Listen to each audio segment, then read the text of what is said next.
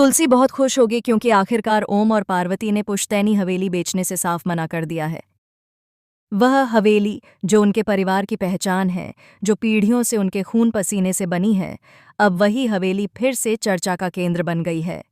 एक तरफ जहां परी का चेहरा गुस्से से लाल हो जाएगा, वहीं दूसरी तरफ तुलसी के चेहरे पर एक संतोष भरी मुस्कान होगी। उसे ऐसा लगेगा जैसे उसने एक बड़ी जंग जीत ली हो। तभी माहौल में अचानक तनातनी बढ़ जाती है। तुलसी परी के सामने खड़ी होकर तीखे शब्दों में कहती है, तू भी तो उस हवेली को अपने नाम पर करके बेचना चाहती थी ना। सोच रही थी कि हवेली बिक जाएगी, पैसा मिलेगा और तू अपने रणविजय को यूएस भेजकर सेटल कर लेगी। लेकिन देख, किस्मत ने तेरा सारा खेल ही पलट दिया। अच्छा हुआ कि पार्वती बहन और ओम भाई ने आखिरी वक्त में फैसला बदल दिया। अच्छा हुआ कि हवेली तेरे नाम नहीं हुई, वरना हमारी पुश्तैनी जायदाद हाथ से निकल जाती। परी उसकी बात सुनकर एक पल के लिए चुप रह जाती है, लेकिन उसकी आंखों में आग सी जलने लगती है। वह बेतहाशा सोचने लगती है, आखिर ऐसा कब हुआ कि पार्वती और ओम ने अचानक मन बदल लिया। अभी तो सब तय था, फिर किसने उनके कान भरे। तभी उसे शक होता है कि यह सब तुलसी का ही खेल है। अंदर ही अंदर वह बुदबुदाती है, तुलसी, तूने फिर से मेरा रास्ता रोक दिया, लेकिन याद रख, इस बार मैं चुप नहीं बैठूंगी। दूसरी तरफ तुलसी अपने कमरे में जाती है और वहां रखी पुश्तैनी हवेली की पुरानी तस्वीर को देखकर भावुक हो जाती है। वो अपने आप से कहती है, यह हवेली सिर्फ दीवारों का ढांचा नहीं है, यह हमारी पहचान है, हमारे पूर्वजों की मेहनत, उनके सपनों की निशानी है। मैं इसे किसी भी हाल में टूटने नहीं दूंगी। उसी वक्त शोभा वहां आती है और तुलसी से कहती है, तूने बहुत बड़ा काम किया है तुलसी, अगर तू वक्त पर न संभालती तो आज हमारी जड़ें ही हिल जातीं। तुलसी हल्की सी मुस्कान देती है और जवाब देती है, शोभा, यह लड़ाई अभी खत्म नहीं हुई है। परी इतनी आसानी से हार मानने वाली नहीं है। उधर परी अपने कमरे में जाती है, गुस्से में चीजें तोड़ने लगती है। रणविजय वहां पहुंचता है और उसे शांत कराने की कोशिश करता है, लेकिन परी चिल्लाकर कहती है, सब कुछ बर्बाद हो गया रणविजय, मेरी सारी प्लानिंग, सारे सपने, उस तुलसी ने सब कुछ छीन लिया। रणविजय ठंडे स्वर में कहता है, परी, तूने बहुत जल्दबाजी कर दी। हवेली बेचने का समय सही नहीं था। अब अगर हम स्मार्टली चलें तो सब वापस पा सकते हैं। परी के चेहरे पर एक चालाक मुस्कान लौट आती है। वह कहती है, हाँ रणविजय, तू सही कह रहा है। जो काम प्यार और रिश्तों से नहीं हुआ, वो हम चाल से करेंगे। पार्वती और ओम को ऐसा सबक सिखाऊंगी कि वो खुद हवेली बेचने पर मजबूर हो जाएंगे। उधर ओम और पार्वती अपने कमरे में बैठकर सोच रहे हैं कि आखिर क्या करें। पार्वती कहती है, ओम, मुझे डर लग रहा है। परी बहुत बदल गई है, वो कुछ बड़ा करने वाली है। ओम उसे शांत करते हुए कहता है, डर मत पार्वती, हमारे साथ तुलसी है।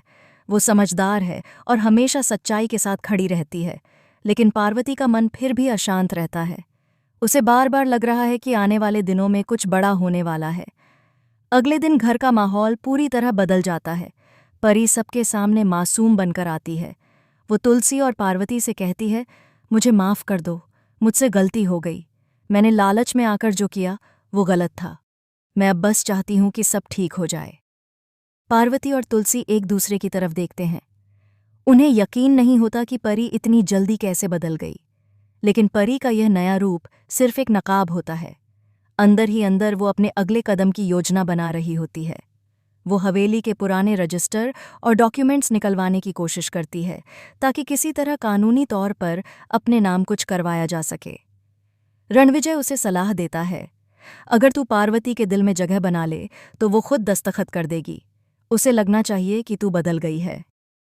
वहीं तुलसी को कुछ गड़बड़ महसूस होती है।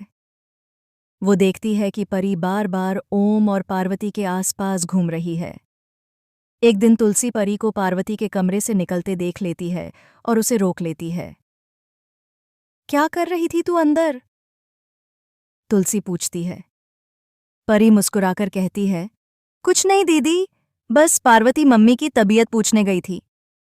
तुलसी उसकी आंखों में झांकती है और कहती है, तू कुछ तो छुपा रही है परी, मैं तुझे इतनी आसानी से माफ नहीं कर सकती। तभी अचानक हवेली की बिजली चली जाती है। घर अंधेरे में डूब जाता है। हवा में अजीब सी बेचैनी फैल जाती है। पार्वती सीढ़ियों से नीचे उतर रही होती है कि उसके पैरों के नीचे तेल गिरा होता है और वो फिसलकर गिर जाती है। पूरा घर चीख उठता है। सभी दौड़कर पार्वती को उठाते हैं। ओम के चेहरे पर डर साफ झलक रहा होता है। तुलसी के दिमाग में एक ही ख्याल घूम रहा होता है, यह कोई हादसा नहीं बल्कि साजिश है। शोभा चिल्लाकर कहती है, ये सब परी ने किया है, इसी ने पार्वती के खिलाफ साजिश रची है। लेकिन परी मासूम चेहरा बनाकर कहती है, नहीं मासी, मैंने कुछ नहीं किया। ओम उसे डांटते हुए कहता है, अब और झूठ मत बोलो परी, अगर मुझे जरा भी शक हुआ तो मैं तुझे इस घर से निकाल दूंगा। पार्वती को जब होश आता है तो वो सबसे पहले तुलसी को बुलाती है और कहती है, तुलसी, मुझे सच बता, क्या ये सब परी ने किया है? तुलसी चुप रहती है, पर उसकी आंखें सब कुछ कह देती हैं। पार्वती गहरी सांस लेकर कहती है, अगर ऐसा है तो इस बार मैं उसे खुद सबक सिखाऊंगी। दूसरी तरफ परी पूरी तरह घिर चुकी होती है, लेकिन वह अब और चालाक हो चुकी है। वो रात के समय हवेली के पुराने तहखाने में जाती है, जहाँ कुछ पुराने दस्तावेज रखे होते हैं। वहाँ उसे एक चौंकाने वाला कागज़ मिलता है। उसमें लिखा होता है कि हवेली का एक चमत्कार